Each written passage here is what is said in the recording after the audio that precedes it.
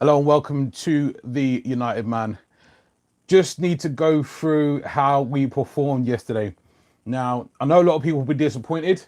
However, going to be breaking down our performances, how everyone done, what we're looking like we're going to develop. We looked tired yesterday.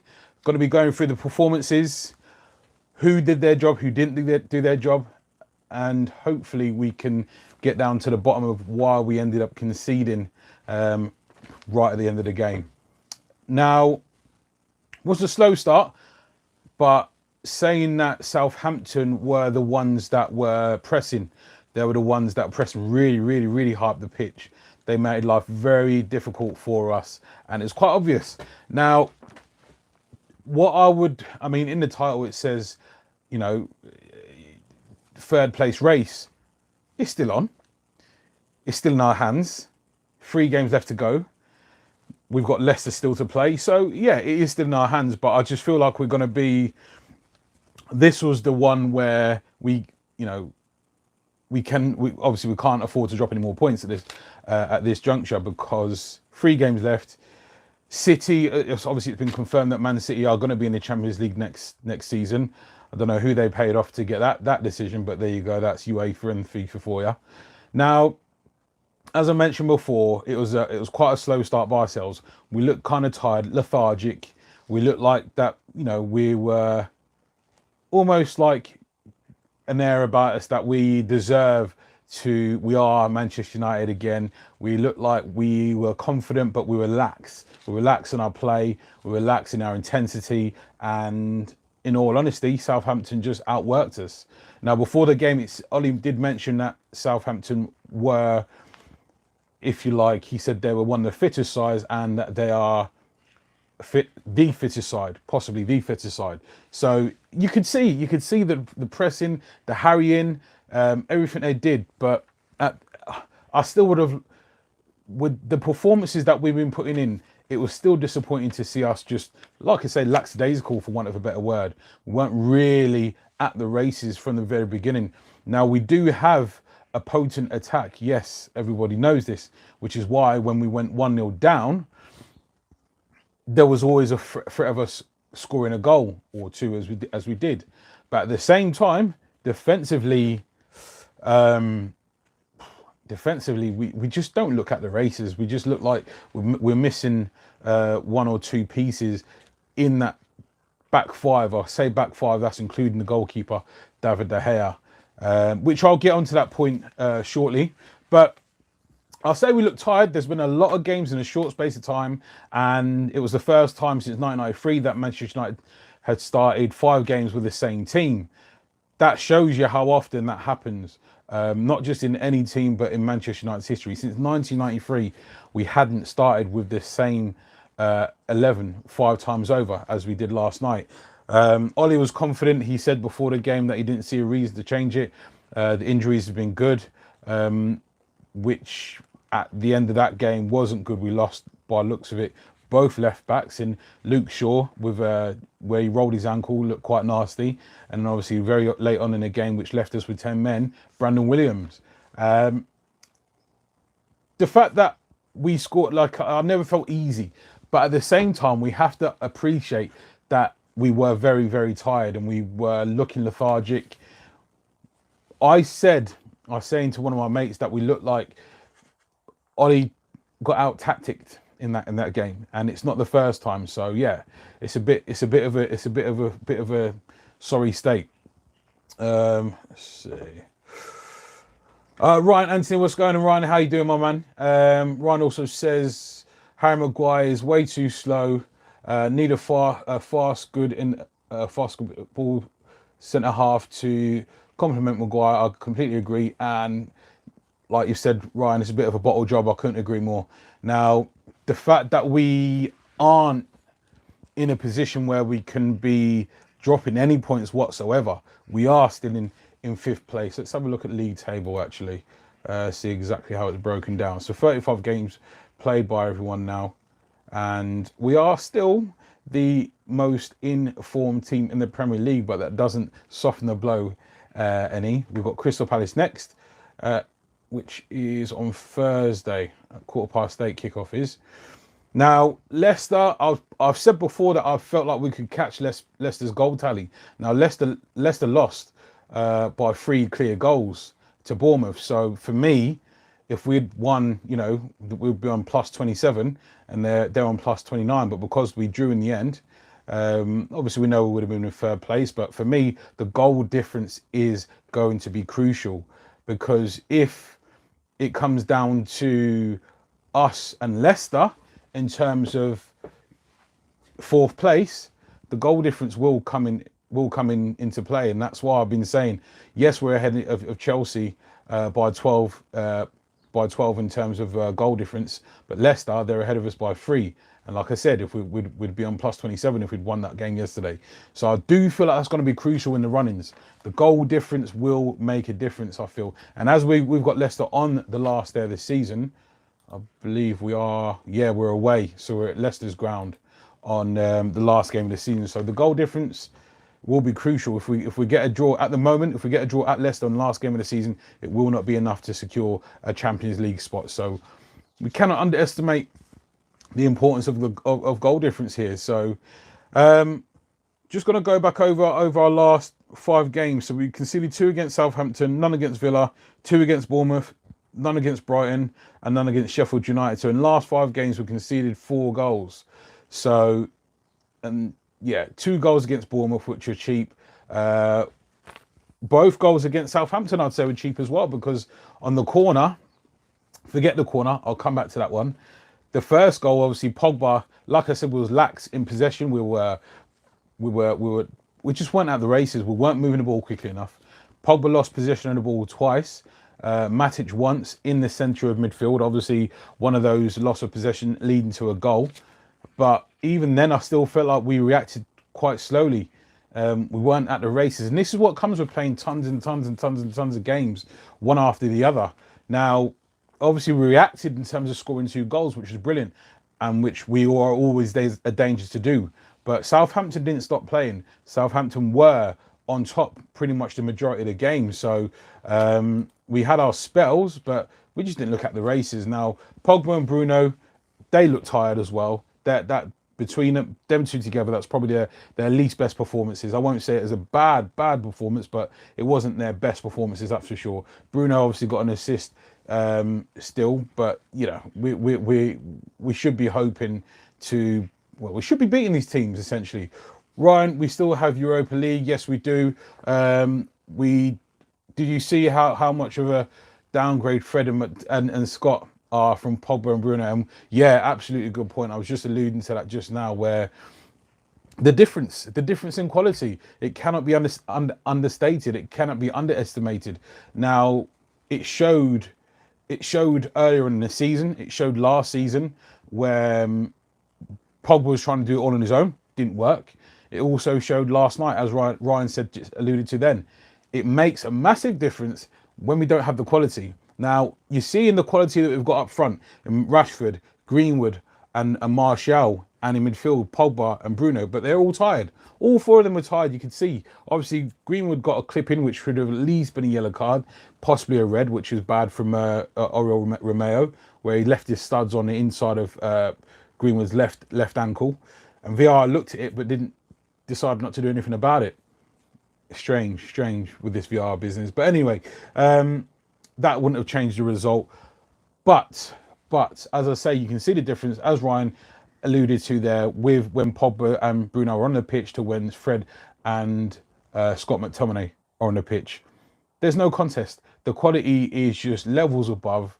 In terms of possession play, we don't have the possession of the ball when Scott and Fred are on the pitch, which you would have seen some of the stats from when Bruno and Pogba went off. And this is the point I'm making in regards to defensively. Now, Luke Shaw has probably been the most consistent defender. Wan-Bissaka has probably been our most outstanding in terms of defensive performances. But Maguire, who for England looks brilliant, and also for Leicester looked brilliant. For us, he just looked good at times and average on other times. But I do feel Maguire is the right choice.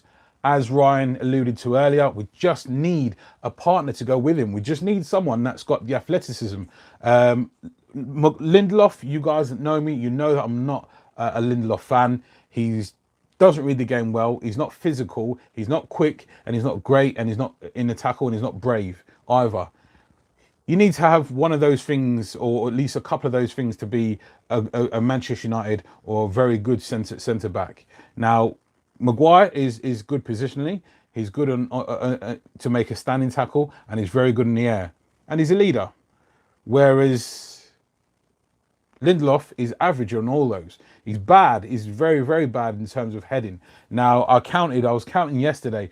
So he made 2 fouls against Che Adams, trying to win the ball in terms of a header. Centre back against a striker. He committed 2 fouls and tried, because he was leaning all over him. He couldn't get the height. He couldn't get the leverage. Che Adams was out jumping him to compete for the ball in the air. And he was giving away fouls. Silly fouls. And as a centre, you don't see Maguire giving away those fouls because he's very good in the air, obviously. But the point is, if you're going to be poor in the air, you have to be outstandingly quick, outstandingly strong, outstandingly brilliant in a tackle. Like, for example, Wan-Bissaka isn't great in the air, but he's outstanding when the ball's on the ground. He's outstanding at tackling. He's outstanding with his pace and his tenacity. But in terms of Lindelof, he doesn't have that.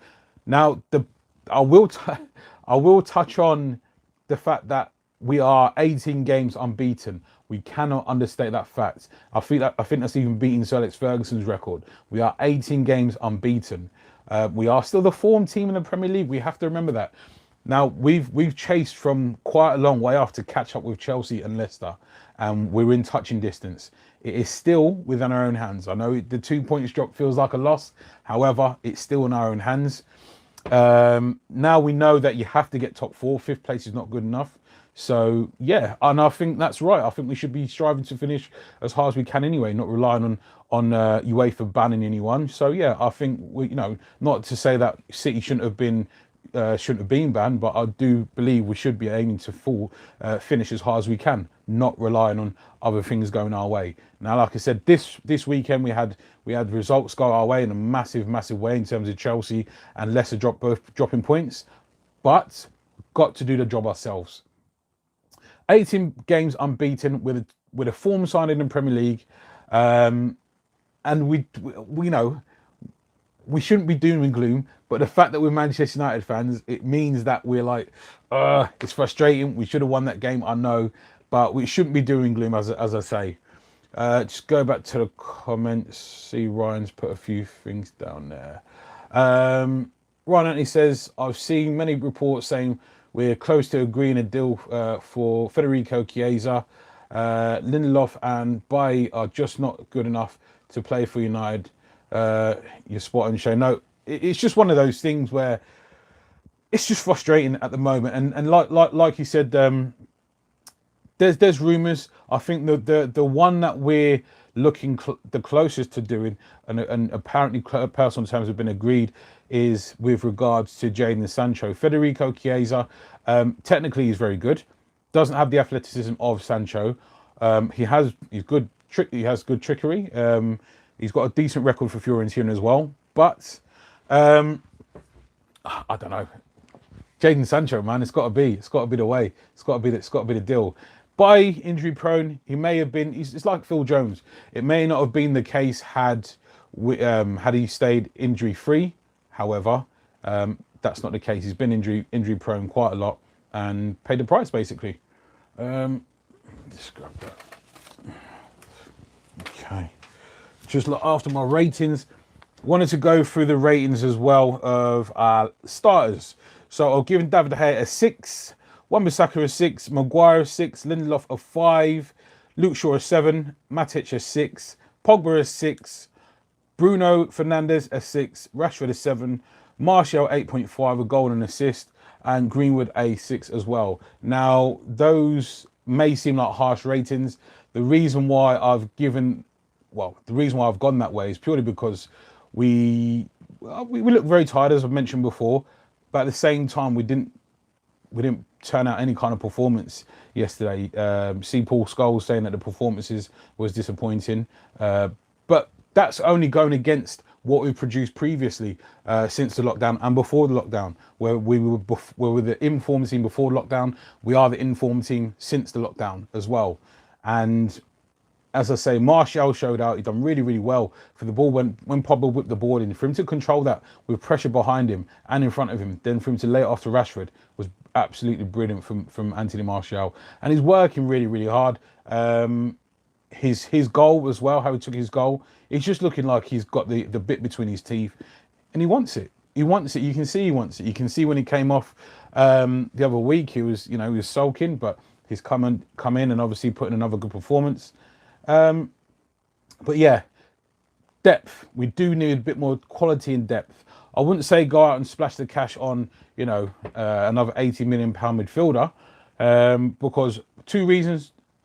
One, we can prove we don't need to spend that amount of money to bring in a quality midfielder, a la Bruno Fernandes. Two, who are you going to take out, Bruno Fernandes or Pogba? Neither.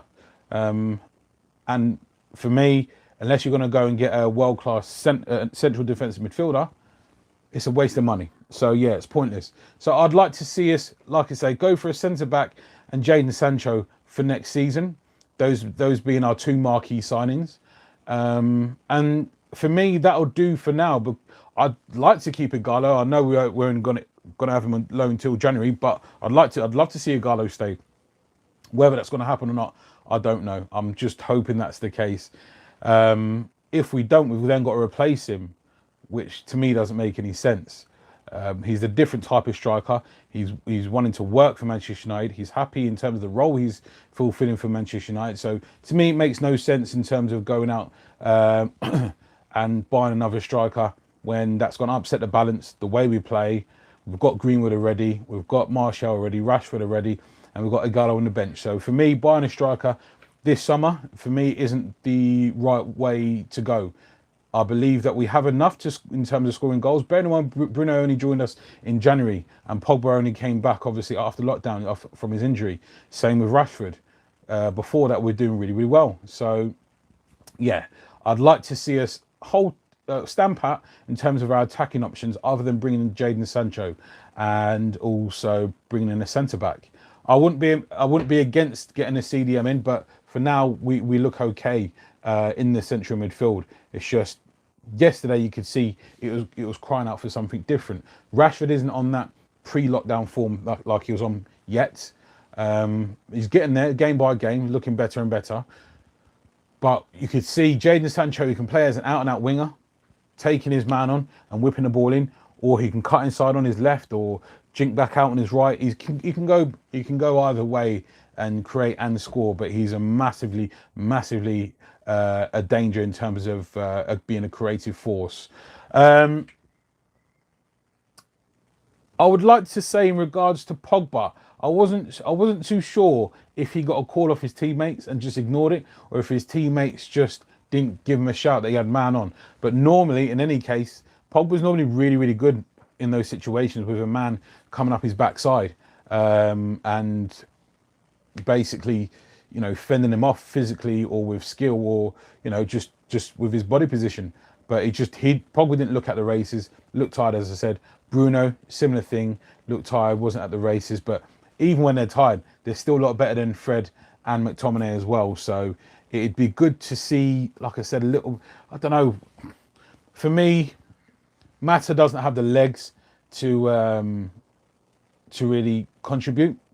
Technically, he's still really good, but in terms of physically, he's not at the races is one matter. So we do need someone I don't know, because the drop off is so massive when you bring in a McTominay and Fred. It's that obvious that we do need to address that possibly. But as I said, it's pointless going and spending another 50 to 100 mil or 80 mil, whatever the case may be, on another central midfielder because of who we've already got in the squad. So yeah. Bruno getting another assist, but like I say, Pogba and Bruno were largely ineffective in that game yesterday. So I'd like to see us rest at least one of those or in terms of starting the next game and bringing one off the bench, so they've got a bit of bite about them. Next game being against Palace, I believe we are away for that one as well. So, yeah, so we're away. And our last 3 Premier League games, we're away for 2 and home for 1 of those. And none of those games are guaranteed. Away to Crystal Palace, away to Leicester, and home against West Ham. So, you know, we've got our work cut out for us, that's for sure. Okay, Ryan is saying Lindelof and Bay. Oh, he's gonna have done that one already. We really need to get rid of Deadwood at the club, Mata, Lingard, Andreas, etc. Yeah, because Andreas Pereira, he's been on loan that many different clubs. He's been on a bench, not really ever going to make a mark in terms of the first team. So yeah, I agree. He does need to really be moved on. Lingard, I wouldn't get rid of all 3. I'd get rid of 2 of those. I'd more likely get rid of Lingard and Pereira and keep Mata, because technically Mata's still very good. So I'd keep Mata out of those 2. Phil Jones I'd add to that list as well. But yeah, I just can't. It's just frustrating at the moment. I'd like to see us, you know, I really like to see us, adapt to what we're doing at the moment and kick on in terms of the signings that we will possibly make in the summer.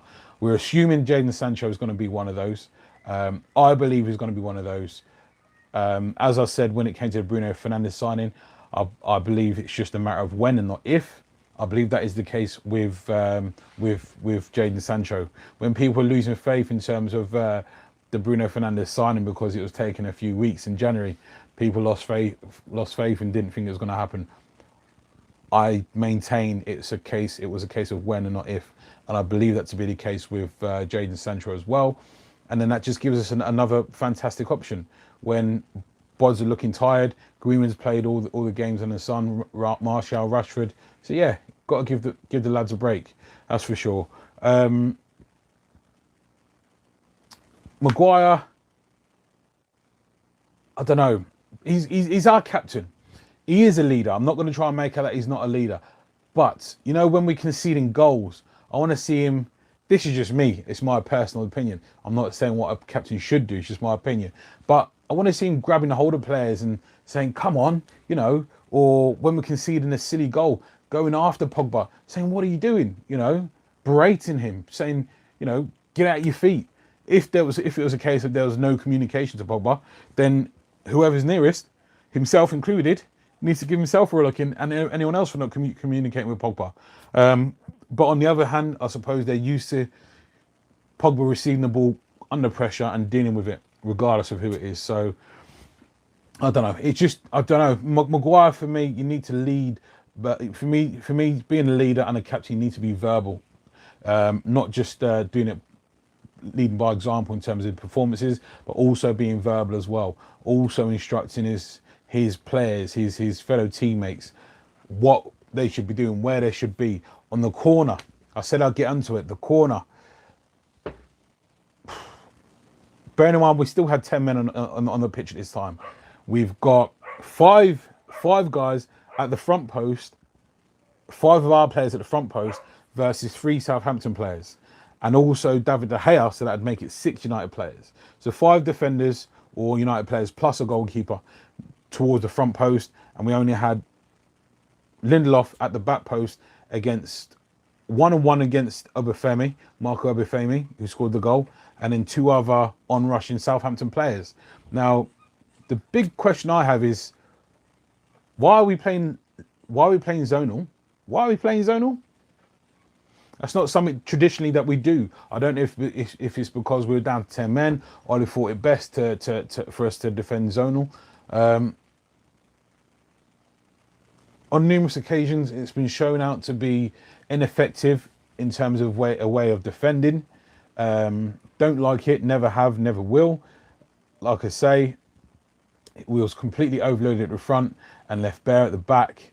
David De Gea being sucked in at the near post as well. Which is not looking very good at the back. We really aren't. Luke Shaw and probably Wan-Bissaka being exceptions. Even Wan-Bissaka making a silly tackle. It's 2 games in a row now. He's just not completely lunged, in like a slow lunge, and got a needless yellow card. So that for me is down to tiredness, mental tiredness, as much as physical, which is obviously a massive part as well. But we weren't organised in that final possession, that final corner. We didn't defend it very well, and ultimately that's what happens when you're not organised. For me, as a captain, Harry Maguire should be orchestrating, saying, right, you need to go here, you need to go here. If we're in zonal, you stick to your zones. If we was in zonal properly, we wouldn't have conceded that goal. So for me, it's there's a few things. David De Gea, being a 10-year vet at the club, should be orchestrating, and the captain, Harry Maguire, should be orchestrating there as well, and Nemanja Matic as well, being a veteran player. All these guys, these three should have been orchestrating. If they had done it properly, then, you know, concentration right at the end of the game to lose a goal right at the end of play like that, it's a gut punch. It really is. So yeah, it's just frustrating, but hopefully we can bring ourselves around, and it's just going to be so tough. I just can't underestimate how tough it's going to be now, because we've been rolling on top of the confidence, confident performances, confident displays, confident team performances and individual together. But now with Crystal Palace next, that's on Thursday, as I mentioned, and then we've got, obviously, I think there's a gap in between the Premier League games. Then, yeah, we've got Crystal Palace away on Thursday. Then on Sunday we've got Chelsea in the FA Cup. Then we've got West Ham at home in the Premier League on the Wednesday. Then on the Sunday we've got Leicester at home, which could possibly be the decider.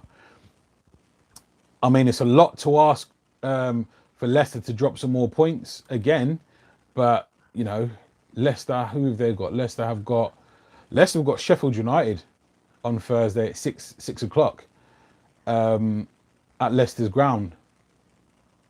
And then they've got Spurs away.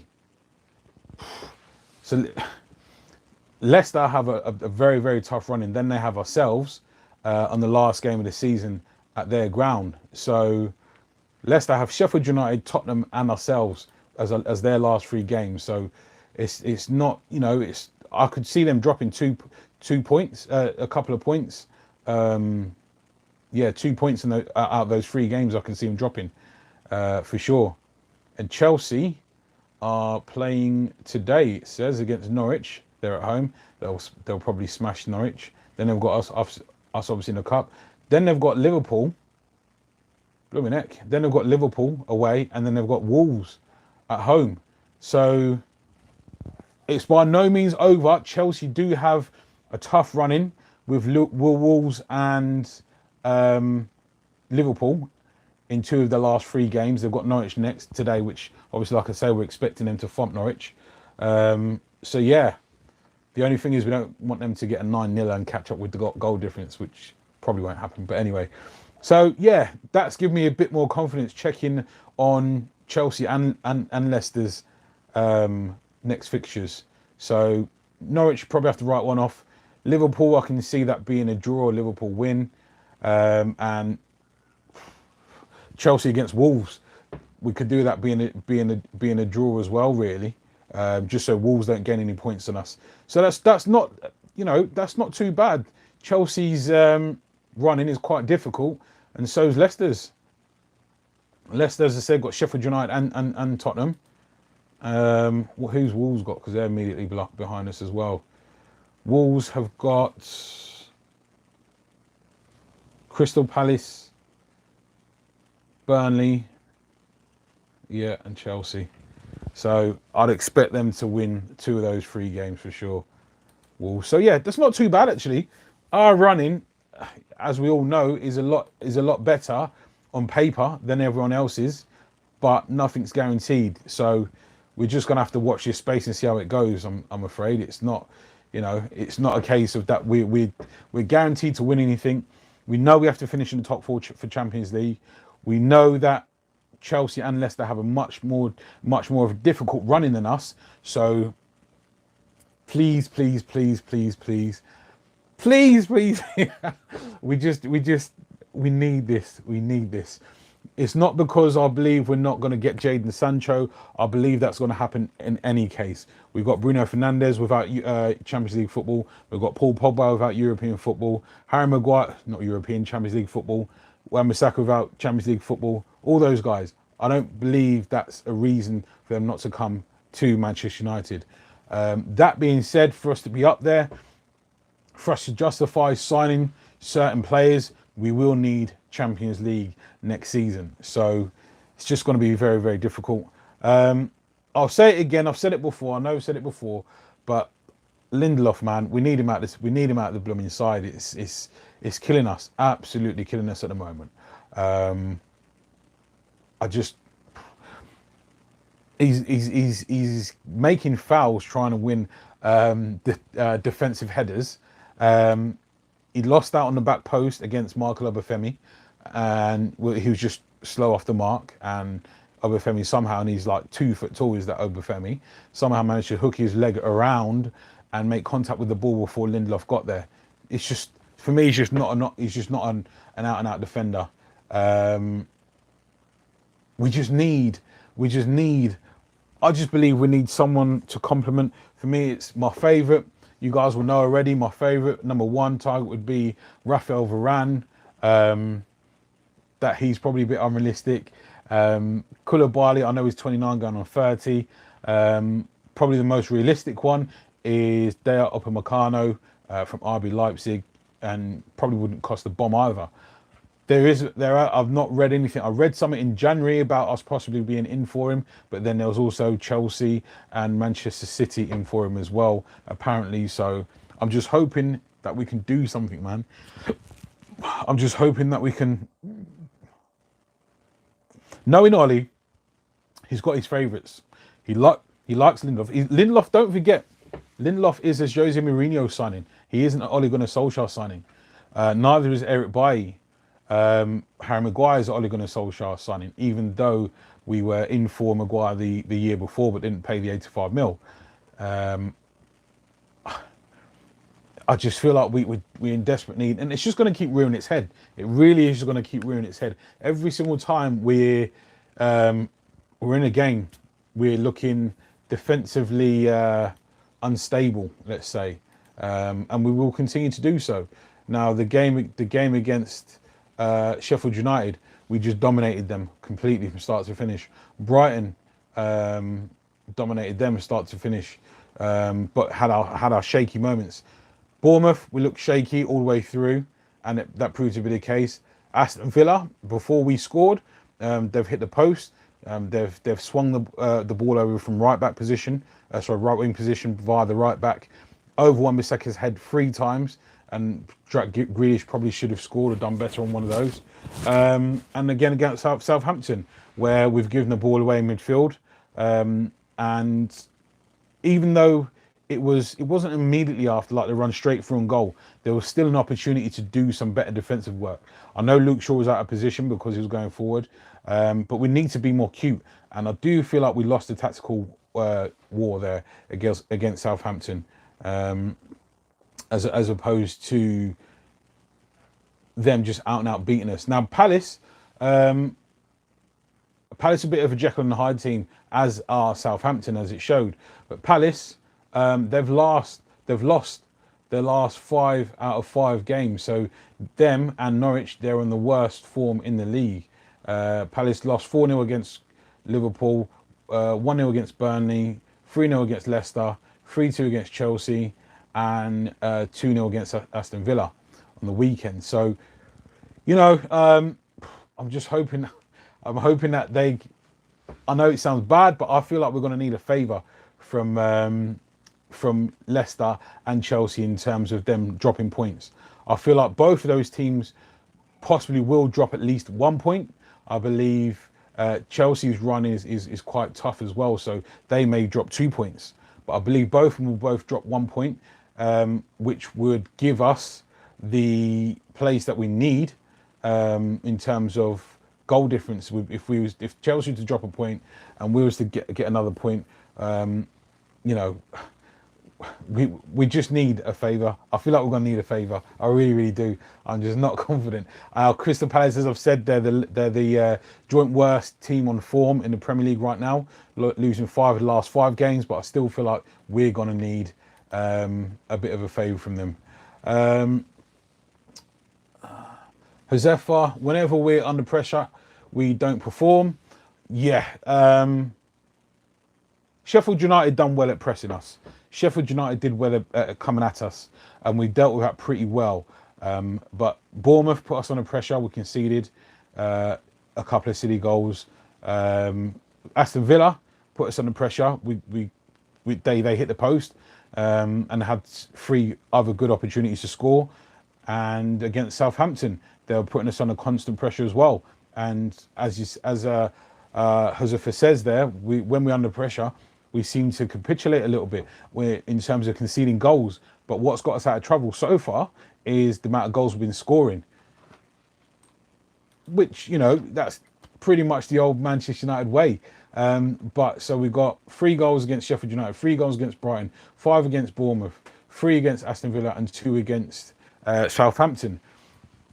We've never really looked really solid since we've come back. Before the lockdown, we looked very, very solid. We didn't look like we was going to concede many goals at all. But that's predominantly, I believe, because we were playing counter-attacking football. That's what I think it comes down to. So, it's just frustrating. Really, really frustrating. I'm just hoping that we can, for want of a better word, pull out some stops. And, we're just in a precarious situation here. Because we're conceding goals, because I feel like we're going to concede goals, or chances. I should say I feel like we're going to concede chances. I don't feel we should have lost the game. We should have drawn a game against Spurs, which we've obviously dropped 2 points there. But yeah, that was, it's a bit understandable because that was our first game back. I just really want to... Now, Palace game, I can see us getting a hatful there. I can see us scoring at least 3 goals. Now, I've just got to say, by the way, my predictions have been pretty on point.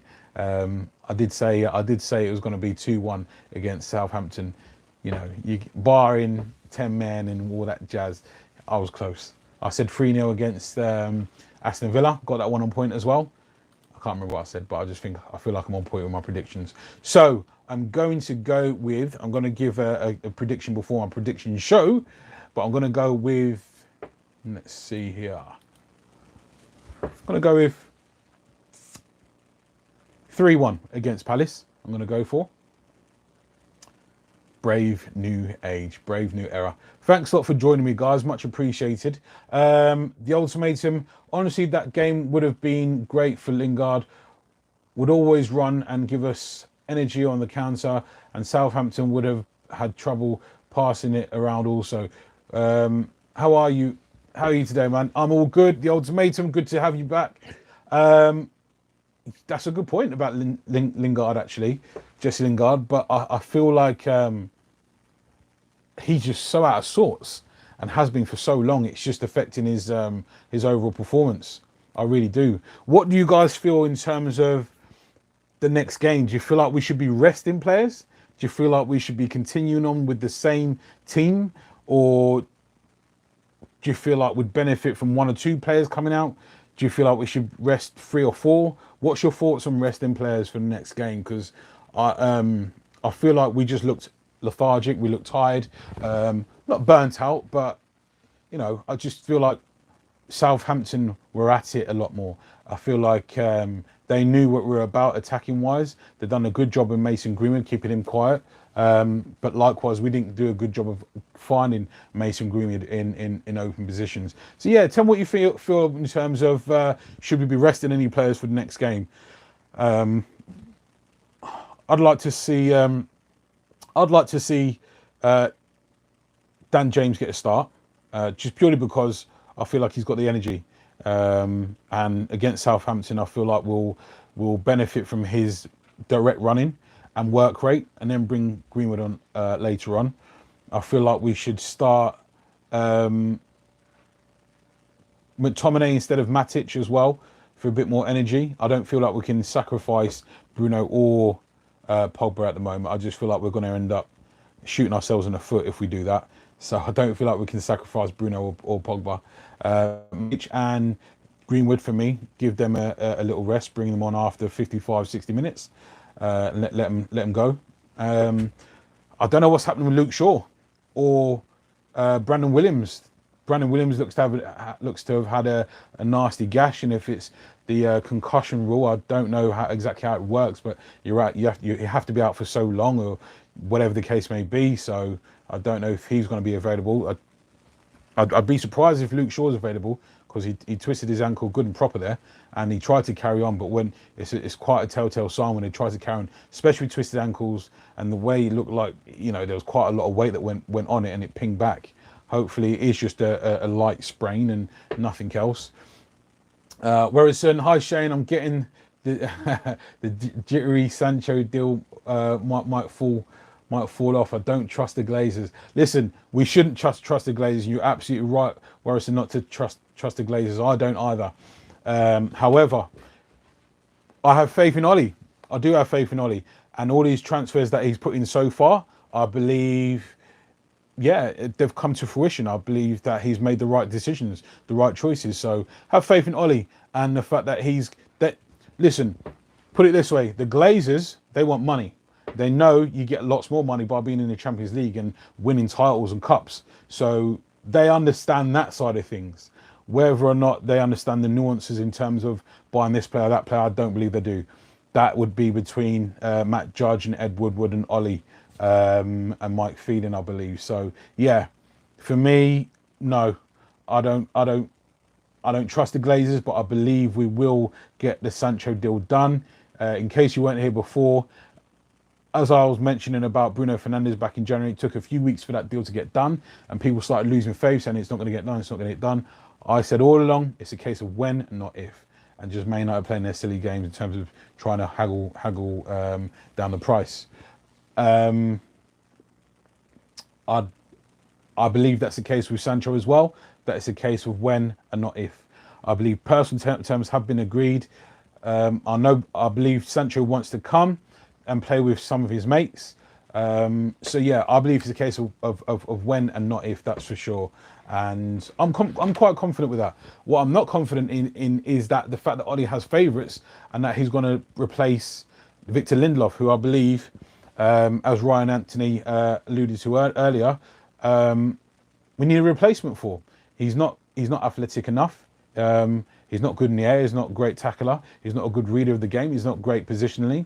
He's just average, very, very average. And he's meant to be the ball-playing defender that we need. But Harry Maguire is pretty much that as well. So for me, he doesn't bring anything exceptional or great or outstanding. So for me, as a Manchester United centre-back, you need to bring something at an exceptional level. Harry Maguire is a leader, good positional sense, decent reader of the game, very, very good in the air. Not quick, he's very slow, but he has some exceptional qualities, whereas Victor Lindelof is average. Even Eric Bailly has some higher qualities than Lindelof in terms of his athleticism, but he just can't stay injury free and he's a bit erratic. So for me, Ollie likes and has some favourites.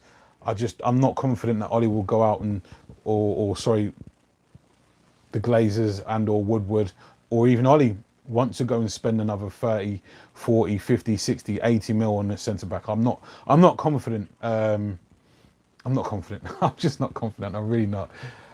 Dear me. In terms of a centre back, that is. In terms of Sancho, I'm confident. I believe that deal was pretty much sewn up. I do.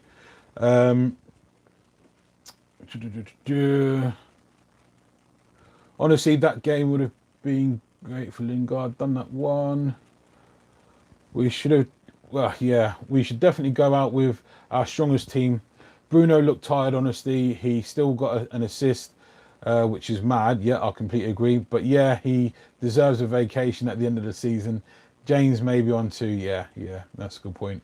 That was ultimatum. Josepha, the whole team looked tired. And do you think it is going to? Who do you think is going to fill in at left back position? I think it'll be Diogo Dalot, to be honest with you. barring his fitness. I'm not too sure what his fitness state is, but I believe it'll be Diogo Dalot who will be filling in for Luke Shaw and Brandon Williams if both are unfit. Defensively, Dallow's probably worst out of our main first team fullbacks, but you know, possibly get away with it against Palace. Let's have a look. I think both will be fine next game. Williams 100% ready, Shaw maybe, but I would love for him to come back. He was becoming one of my favourites. Has been one of our best players so far. I couldn't agree more there. The ultimatum saying that Shaw has been very, very consistent there, and obviously Williams has done well as well. So yeah, I'd like to see Shaw definitely back, but I don't know with those twists. You never know, because sometimes they end up with like broken metatarsals and all that kind of thing, or you just never know with ankles or twists or whatever. You just don't know with the foot and ankle injuries. It's just yeah, not confident. It's fingers crossed again. I think Lindelof has been good in the recent games. I don't see how he can get the criticism he gets. Honestly, I think it's an agenda, but it happens. Yeah, so the ultimatum there just saying that you feel like he's played well. I just feel like he's not. I feel like there's levels of defenders. I really, really do. And I feel like Maguire's, for example, Raphael Varane is up there. I feel like Maguire's there. I feel like Lindelof's there. And Bailly, if he was injury-free, be somewhere in between. But Lindelof, you need to have something exceptional. It's not good enough to... And I never feel confident in one-on-one situations in terms of tackling or positioning. Like, for example, against that small 2-foot-tall Michael Obafemi for the Southampton second goal yesterday. He's not read the flight of the ball, the bounce of the ball. He's not reacted quickly enough. He's not anticipated it quickly enough. Yes, it was just him at the back post against 3, pretty much, which shouldn't have been the case because we was completely overloaded at the front post. Like I said before, 5 United players against 3 Southampton players, and David De Gea close to the front post as well. I don't know what we were doing. That's what happens when you play zonal. You know, people get lost in the shuffle. People don't know where they're going, who's where. That's what happens when you play zonal. So for me, if that was a tactic of Ollie's, then that's Ollie's fault as well, as much as the defence and Lindelof's as well. But yeah, for me, we need someone who's a level above Harry Maguire, and for me, Harry Maguire's better than Lindelof. But yeah, that's just one of those. It's open for debate, isn't it? Is Lindelof good enough? Is he not? You know, it's open for debate, that's for sure. Who, in your opinion, do you think is the perfect centre pairing for Maguire? As I've alluded to, Fantasy Island, Raphael Varane from Madrid, not going to happen. Koulibaly, possibly going to cost too much, and he's 29 going on 30, so probably not ideal. The next person, I believe, would be the next ideal partner would be Dayot Upamecano, who's at RB Leipzig and French international, 21 years of age, huge potential, better than Bailly and Lindelof at this current moment. So for me, that's probably the more viable option, but will it happen? I don't know. Our defence just flops whenever... where's it gone? Yeah, we switch off when we're scoring. Yeah, no, it's a good point. That's Javi there. And our defence just flops when we're ahead. Dalot would be an okay left back, but if Williams is fit, then he's the best choice. Absolutely there. Javi there saying that, or Javi, sorry. I completely agree. I feel like we're not getting it.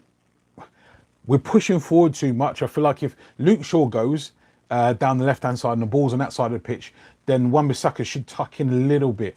But what we're doing, we've been caught with both full backs right up the pitch trying to create our width, because you've got Greenwood tucking in as an inside forward and Rashford tucking in as an inside forward. So there's very little width. Now, I understand we do need to try and keep our width, but when the ball's on one side of the pitch, one fullback can go and the other one should just be half and half. doesn't need to be way up the pitch as well. Otherwise, it creates a massive space, massive gap, and a massive sprint, and wasting unnecessary energy when and if we don't score on that possession. So yeah, these are very minute and minor tactics that I keep seeing while we're getting caught out. Matic as well needs to sit deep. Bruno does need to drop back in a little bit more, because there's times where he's the furthest forward pressing the goalkeeper. I'm thinking, you don't need to be that far forward. You know, just hold your position. How effective is it? I know you're trying to hurry the keeper, but how effective is it?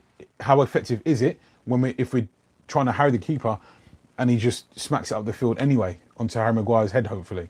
Kind of makes no odds. I understand the pressing, but a lot of the time it's just Bruno pressing, Rashford sat back, or Martial pressing, and Greenwood sat back. We need to, if we're going to press, we all need to press. It's pointless just one or the other pressing. So yeah, it'd just be good if we had some continuity. It just feels like one person's doing one thing, one person not. Bruno's pressing on his own, Martial's pressing on his own, Rashford rarely presses anymore, and Greenwood rarely presses.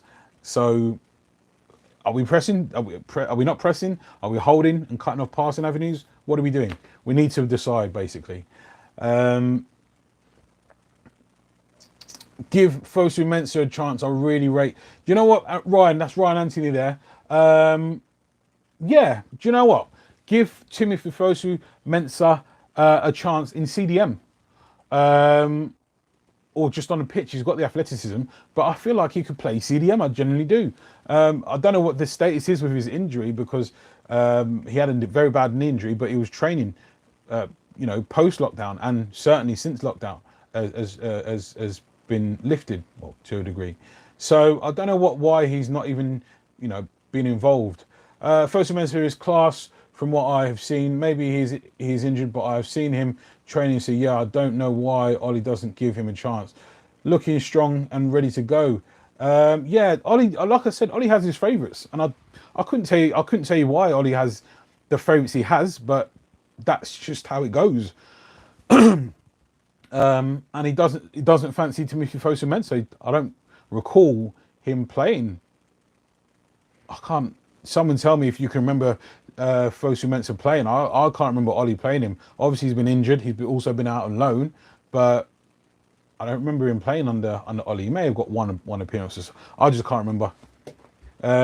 Tommy Morris in the house was going on. Tommy, love the change in the mentality that a draw isn't good enough anymore. Absolutely, Tommy. Absolutely, great point. A draw isn't good enough. We shouldn't be satisfied with a draw at all.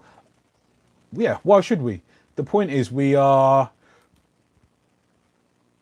team that should be looking on pushing. Listen, it's not just me. It's not just what we're all seeing the same thing. We're all seeing that this attack is devastating. We're all seeing that this attack can break down pretty much any team. We're all seeing that there's tons and tons of potential with our top three. But it's not enough. It's not enough. Now, Bruno and Pogba, when they come off the pitch, as we alluded to earlier, we can see a difference when they're not on the pitch to when they are. And yeah, basically, when we took them two off, we just conceded possession to Southampton, who are already playing well. So I know they're tired, but give them 2 days off. Give them 2 days off after the game. I don't know. It was just frustrating to see that it's such a huge golfing class. Pogba and Bruno up there, McTominay and Fred. You can't even see it. You can't even see it. They're off the Richter scale. But then such is the difference since them two have been playing together. That's the difference in class. But no one was at the races yesterday, probably other than Anthony Martial and Luke Shaw. So yeah, but tell me what you guys think also, actually, in regards to, now you're hearing pundits saying about replacing Martial with a striker, someone that can get you 25 to 30 goals. I believe Martial can. Now, I wasn't always his biggest fan, but I believed in his finishing ability, but not his work rate and attitude, which work rate and attitude are huge in football. But this season has shown me something different as a number 9. He can play with his back to goal. We all know he can take on players. We all know he can finish. However, I don't believe when people are saying that we need to replace Martial, like I said before, to me that's going to destabilize our structure, how we're playing, the camaraderie. I think we need to leave that for next season. If it, again, because Martial will be 25 next season, if he doesn't get to 25, 30 goals in all competitions, then fair enough. Rashford was well on course. He was well on course. You know, they've both got 21 apiece now. Greenwood's got 16 all competitions. You know, you can't really say too much from that. Bruno's contributing. Pogba's contributing since he's been back. So yeah, I don't think that we should really look to replace Anthony Martial. Not this season, not this summer, I should say. See how next season goes. Tell me what you think. Do you think we should replace Anthony Martial with a striker, or buy another striker on top of what we've already got, and Sancho? What would you guys do? Let me know. I wish Rojo was younger, honestly. Younger Rojo would have been great with Maguire. I don't think we need Ake. We would be great. He would be great, and he plays like Van Dijk too. Rojo was always a bit. That was ultimatum there. Rojo was always a little bit, let's say, rash for my liking. He'd make some really heavy duty tackles, which I love. Absolutely love that. I'm a centre back myself. Well, used to play centre back, I should say. I'm now a coach, but yeah. Rojo, I'm not sure. I'm not sure about Rojo. Ake, I agree. We shouldn't be looking at signing Ake. He should look like he's just picked up a serious injury for Bournemouth himself anyway. So, yeah. No, we need to be looking beyond players like that. We need to be looking on top-class players that's going to improve our starting lineup, no doubt. I believe Wan-Bissaka is the right guy. I believe Maguire's the right guy. I don't know if... Luke Shaw's been pretty consistent, I must say. But I'm pretty certain Lindelof isn't. The jury's still out on David De Gea. I'd give him next season. But there's been, like, even with the first goal, I don't know, because where Martial broke through early in the first half when it was still 0-0 and it was 1-1, Ward-Prowse sort of miscontrolled it and Martial ran into it. For me, I would have thought Martial would have dinked the keeper there, but the keeper made himself absolutely massive. The old Peter Schmeichel spread, and Martial obviously hit the palm of his hand. Whereas De Gea, when Southampton's first goal went in, he sort of turned his body, so he made his body smaller, so the ball went past his right shoulder. For me, if you're standing big like that and sort of like trying to, not get nutmegged. For me, and he can react like that. I don't know. I'm not a goalkeeper, but for me, he turned like that, made himself smaller because I don't know what he was trying to anticipate. But there's just been so many instances where De Gea is not the De Gea of old, and there's only so long you can give someone in terms of more and more opportunities in goal. We've seen it before how crucial it is to have a fantastic number one goalkeeper and the difference it can make when they're not at their best, like De Gea isn't at the moment. So yeah, for me, I'd give De Gea next season. What do you guys think? Again, let me know what you think. Should we give De Gea another season, or would you look to bring in Henderson, who again, is he ready? Is he not ready? I don't know. Let me know what you think. Go back to the comments. JJ Powell, who would be your ideal centre-back signing? Realistically, I'd like us to make a move for Upamecano. JJ, yep, you. Thank you for joining us, JJ. You must have joined a little bit late on because we was on this topic before, and Upamecano, you've said it there. Realistically, Upamecano was my choice. I said the dream signings was Varane and Koulibaly, but Upamecano is probably would be someone I feel we should go for. With his age, it fits the age ethos that Ollie's trying to build. He's better than Lindelof and Bailly as well, and he's 21. The potential to be whatever. So for me, yeah, definitely would be Upamecano. I agree with that. Ryan, why on earth was Harry Maguire holding Wan-Bissaka during the corner? I've seen that, and I was like, what are you doing? What are you doing? Yeah. I don't know. I do not know. Listen, like I said, concentration, mental fatigue, All those sort of things go when you're just tired. When you're tired, your technique, that's the first thing to go as well. Concentration, all that kind of stuff. It's just harder. It's harder to focus. So yeah, I don't know if he thought it was the opposite. I don't know. I can't make an excuse for him. Why he was doing that, I just don't know. It was just a stupid moment, which is ultimately, possibly cost us, which cost us 2 points. We will see, looking back after the next 3 league games, whether or not those 2 points dropped cost us Champions League place or not. We shall see. Javi Greenwood has been amazing this season. In a few years, he'll be competing with the likes of Mbappe. Excellent point there, Javi, saying that Greenwood will be up there with Mbappe. I completely agree. Listen, there's. I can't think of anyone. I can't think of anyone in recent history that's had the impact Greenwood has in terms of goal scoring. Obviously, you can go into Rooney at Man United. Robbie Fowler before that. Mark Owen before that. I remember Everton had a player called Francis Jeffers who looked like he was on an upward trajectory. And John Joe... Who is it? But anyway, yeah, I can't think of too many players that right now who are on that level. And I think there's Erling Haaland, who we missed out on. But it looks like it's a good reason, that we missed out on him, because otherwise Greenwood's chances would have been limited even more so. So I'm not crying about the Erling Haaland miss out anymore. So I'm happy that we got Greenwood instead.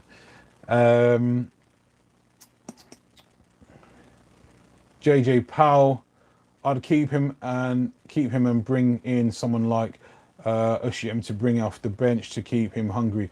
Yeah, this is the bit I'm not too sure about. I don't know about, we've got someone off the bench in Igalo that comes off, different type of player to Martial, Rashford and Greenwood and Daniel James, and does very well at it and scores goals. In every game he started, he scored a goal. So for me, I don't know. I don't know if we should be... I understand fighting for places, but then for me, Greenwood is not a winger. For me, Greenwood is going to end up as a number 9. So for me, you give Martial next season, possibly the season after that. And if he's not hitting those 25, 30 goal season, you move Greenwood in there and he'll be 20 by then. You've got Sancho also, and Rashford, Dan James. Yeah, brilliant. Arsenal fans who thinks Martinelli is better than Greenwood. No chance. That's Ryan there. No chance. There are no genuine Arsenal fans that believe Martinelli is better than Greenwood, because if they do, they're clearly deluded. So yeah, I don't think there are any Arsenal fans that genuinely believe that hand on heart. They may say it out loud just because they've got to defend their guy. But I'm a football person personally. If Martinelli was better than Greenwood, I'd say it. But a lot of Arsenal fans, Liverpool fans, they're not footballing people. They're just, the blinkers are on. All they can see is Liverpool, Arsenal. That's how it goes. Whereas us Manchester United fans are a lot more worldly. We're used to it. Whereas yesterday match reminds me of Sheffield United game. First leg, we worked so hard to get back into that match. Then we bottled it at the last minute. I agree with you. We need to go for Upamecano. Yeah, that Sheffield United game, man. Whoa, that hurt. That really hurt. Like Warrison said there, that we worked extremely hard to get back into that game, and then we just capitulated. That one really hurt. So I completely agree with that, my man. Javi, when Igalo came, I thought he'd be terrible, but he stepped up and performed really well considering he's on loan. Listen, this is what happens when you get people that are just in it for the love, where they're in it for the club. Like, Ollie's bringing in players that want to play for Manchester United. Jadon Sancho wants to play for Manchester United. Odi Nagalo wanted to and wants to play for Manchester United. That's why you see the performances that he's been putting out for Man United. That's why you see the work rate that he puts out for us as well. He's buying players in that wants to be a part of something special. And it doesn't take a genius to see that there's something special happening at Manchester United at the moment. And people want to be on board with that. We need a centre-back. We need a centre-back. We can hold out for one more season with De Gea, I feel. Another season with Martial, I feel, up top. We need a centre-back. We need Jadon Sancho. It's a load more creativity and a load more goals. He's in 44 games. This season, he scored 20 goals and assisted 20 on 20 occasions as well. Mega creativity. Don't worry about Greenwood.